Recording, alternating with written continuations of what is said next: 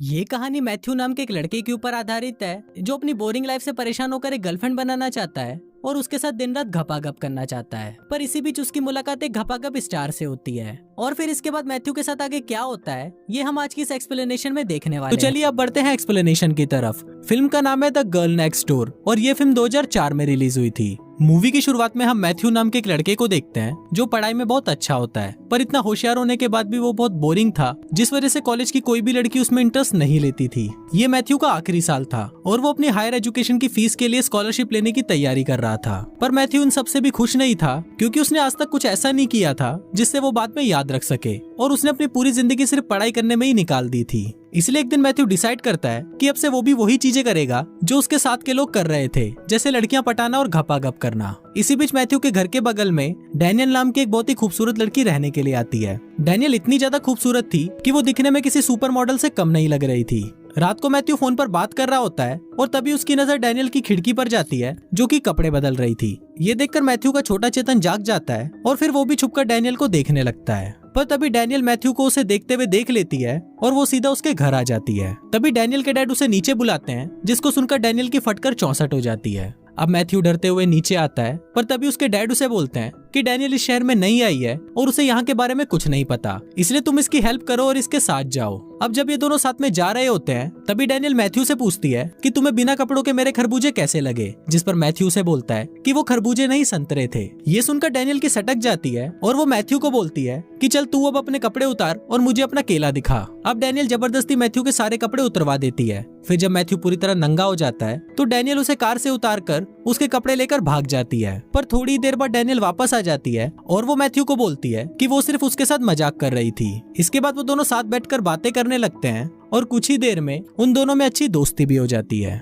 अगले दिन जब मैथ्यू क्लास में पढ़ रहा होता है तो डैनियल वहां कर उसे क्लास से बाहर बुला लेती है। फिर वो दोनों मस्ती करने के लिए वहां से चले जाते हैं और पूरे दिन साथ में बकचोदियां करने के बाद शाम को वो दोनों चुपके से किसी के स्विमिंग पूल में जाकर साथ में नहाने लगते हैं। फिर वो दोनों वहाँ पर किस करने ही वाले होते हैं, पर तभी मैथ्यू को रियलाइज होता है कि ये पूल उसके प्रिंसिपल का है, इसलिए वो तुरंत ही वहाँ से भाग जाते हैं। इसके बाद ये दोनों मैथ्यू की फ्रेंड की एक पार्टी में जाते हैं, जहाँ पर डैनियल को देखते ही मैथ्यू के दोस्त बौखला जाते हैं और वो डैनियल को इम्प्रेस करने की कोशिश में लग जाते हैं। पर इस बार मैथ्यू डिसाइड कर चुका था कि डैनियल को घोड़ी तो वो ही बनाएगा, इसलिए वो डैनियल के पास आता है और उसको सबके सामने किस करने लगता है। अब डैनियल को किस करने के बाद मैथ्यू को ऐसा फील हो रहा था कि अब जॉनी सिंस का बाप तो वो ही है। पर तभी उसका एक चोमू दोस्त उसके पास आता है और उसे बोलता है कि भाई तू जिसे मियां कुमारी समझ रहा है वो तो मियां खलीफा है और लोग उसकी वीडियोस देखकर अपनी टंकी खाली करते हैं। अब ये सुनकर मैथ्यू का दिल टूट जाता है और वो निराश होकर वहाँ से जाने लगता है। पर तभी उसका दोस्त उसे बोलता है कि अगर ये घपाघप स्टार है तो क्या हुआ, तुझे तो इस चीज का फायदा उठाना चाहिए और तू जो चाहे उसके साथ कर सकता है। अब ये सुनकर मैथ्यू सीधा डैनियल के पास जाता है जो उसकी माँ के साथ बैठकर उसकी बचपन की फोटोज देख रही थी। वहाँ मैथ्यू डैनियल को बोलता है कि आओ मैं तुम्हें तारों के शहर ले चलता हूँ, और फिर वो दोनों साथ में एक होटल में जाते हैं जहाँ मैथ्यू डैनियल को घोड़ी बनने के लिए बोलता है। अब डैनियल भी समझ गई थी कि मैथ्यू उससे क्या चाहता है, जिस पर डैनियल उसे बोलती है कि तुम मुझे गलत समझ रहे हो, मैंने घोड़ी बनने का काम तो कब का छोड़ दिया है। डैनियल बताती है कि पहले मैं किसी के लिए भी घोड़ी बन जाया करती थी, पर अब मैं वैसा कुछ नहीं करती, और ये बोलकर वो डैनियल से नाराज होकर वहाँ से चली जाती है। अगले दिन मैथ्यू डैनियल से माफी मांगने उसके घर जाता है, जहाँ पर उसे एक और आदमी मिलता है जिसका नाम कैली था। मैथ्यू कैली से पूछता है कि तुम डैनियल को कैसे जानते हो, जिस पर कैली उसे बताता है कि मैं डैनियल का प्रोड्यूसर हूँ और साथ ही मैं इसका एक्स भी हूँ।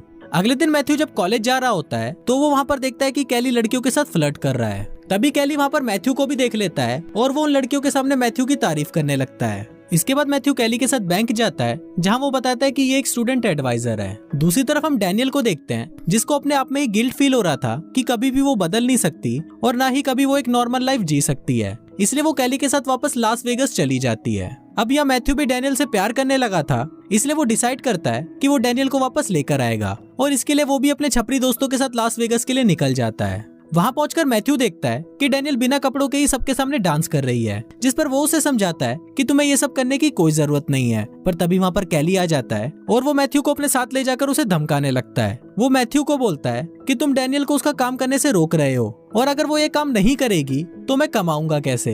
अब कैली के इतना धमकाने पर भी मैथ्यू डैनियल के पास वापस जाता है और उसे समझाता है कि तुम्हें ये सब नहीं करना चाहिए क्योंकि तुम इससे बेटर लाइफ डिजर्व करती हो। अगले दिन जब मैथ्यू अपने घर पर होता है तो वहाँ पर डैनियल उसे उसके कॉलेज के लिए लेने आती है। फिर जब वो दोनों कॉलेज जा रहे होते हैं तो मैथ्यू उसे अपने साथ प्रॉम में जाने के लिए पूछता है। आज मैथ्यू के लिए बहुत ही इंपॉर्टेंट दिन था, क्योंकि अगर आज उसने अपने स्कॉलरशिप के एग्जाम को पास कर लिया तो वो हायर स्टडीज के लिए एक बड़े कॉलेज जा सकता है। पर तभी एग्जाम के दौरान कैली वहाँ पर आ जाता है और वो मैथ्यू को उठाकर वहाँ से ले जाता है, क्योंकि मैथ्यू ने डैनियल को वहाँ से भगाकर उसके $30,000 का नुकसान करवा दिया था। इसके बाद कैली उसे कुत्तों की तरह मारता है और अपनी पूरी भड़ास निकालने के बाद वो मैथ्यू को ड्रग्स देकर किसी ह्यूगो नाम के आदमी के घर पर उसकी ट्रॉफी चोरी करने के लिए बोलता है। फिर जब मैथ्यू वहाँ पर चोरी करने जाता है तभी कैली पुलिस को फोन कर देता है, जिस वजह से पुलिस उसे पकड़ने आ जाती है। पर तभी वहाँ पर मैथ्यू के दोस्त आ जाते हैं और उसे बचाकर अपने साथ ले जाते हैं। इसके बाद मैथ्यू डैनियल के साथ कॉलेज में स्कॉलरशिप की स्पीच देने जाता है, जहाँ पर मैथ्यू को वो ड्रग्स का नशा चढ़ने लगता है और वो स्पीच की जगह सबके सामने उल्टी सीधी बातें बोलने लगता है, जिस वजह से उसे वो स्कॉलरशिप नहीं मिलती।